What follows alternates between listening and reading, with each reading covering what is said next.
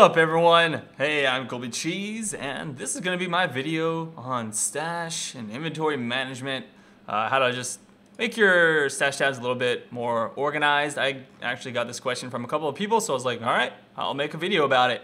And so first off, you'll see I've got the colored and named tabs.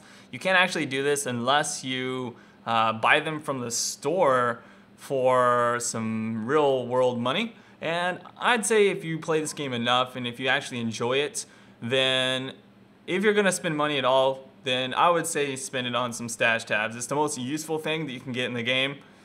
It's only $20 for a bundle of 6 of them that you can actually rename and recolor. I don't really like the standard ones because you can't tell them apart for the most, for the most part.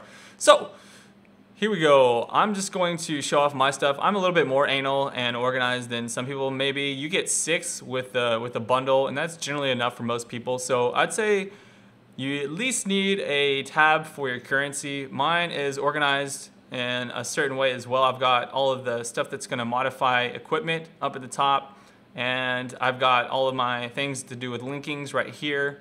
And then all the stuff that has to do with modifying like white items and turning them into better items are towards the bottom. And then here I didn't know where to put all of these flasks, so I just kind of have them here. That's a little bit out of order for now. And I had a gem tab, and this is probably what you will want to have as well. It's not even that organized, to be honest, because I'm kind of lazy, but generally I would organize it green, red, blue, or something else. The way I have it organized right now is I've got gems that are like level 19 and up, kind of like aura items and curses, and then support gems here, and then quality gems on this side.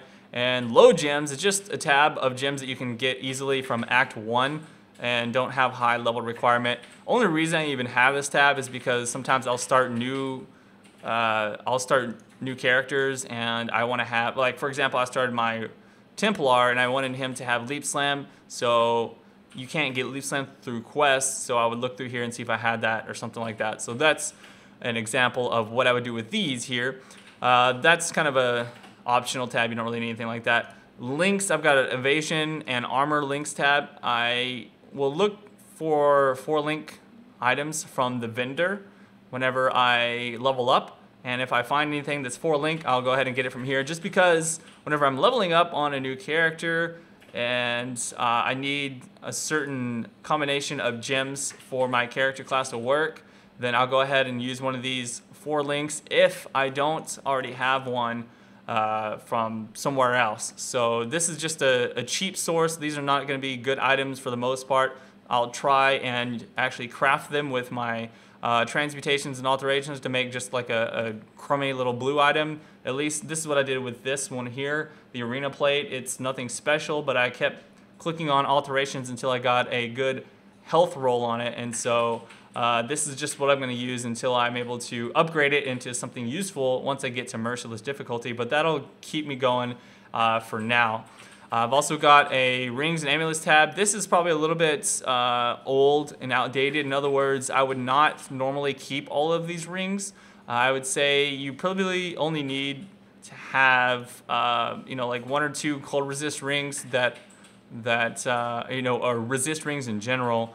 But I was keeping all of my rings from when I first started playing the game, just because I wasn't sure of which crafting recipes I could use.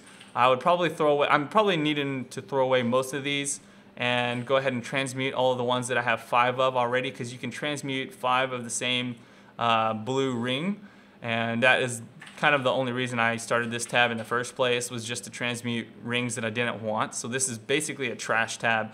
And then I have good rings and amulets. This is basically for rings that are like rare, that have stats that I may use later. And so I like to have that. And then these are pretty much some other tabs that you may or may not need as well. I've just got tabs that I use for starting new characters and the items that I would use. And some of the stuff, again, is junk and it's trash, so I can get rid of a lot of it. But I wasn't sure which character that I would like to play, so I was starting a lot of new characters just to kind of get a feel for the different character classes and see what gameplay style I like the most. So I've got basically 4 tabs for twink items, essentially. And so you may or may not want to do this. This is something if you have the extra tabs that you can set up. Otherwise, most of this stuff is either junk or probably worthy of selling. And it's always good to have like a trade tab, stuff that you pick up that you think is worthy of trading. I'm kind of lazy on trading. I probably don't actually think I'll get rid of most of this stuff, so I'll probably end up just giving it away or selling it to the vendor because I'm just too lazy to trade stuff. So, but for the most part, it's good to have a trade tab so you know where all your really good items are. And then I've got quality junk, which is where I save up everything that's quality so I can sell it to the vendor for a whetstone. And so this tab I keep cleaning out constantly once I have enough items to equal up to 40%, which you know about if you watch my other video. And then quality flask, same thing here. And then as well as flasks that I'm gonna sell, I've got some flasks here that I'll probably use later, like the instant flasks and whatnot. And then I just recently started a magic find tab. So that is basically where I'm gonna, I literally just started this, and I'm just gonna put in items that I can create like a magic find set with, and just go grind out some good items with one of my characters sometime in the future. But anyways, that's pretty much it for your inventory management or organization or whatever. If you needed some ideas, that's how I do it.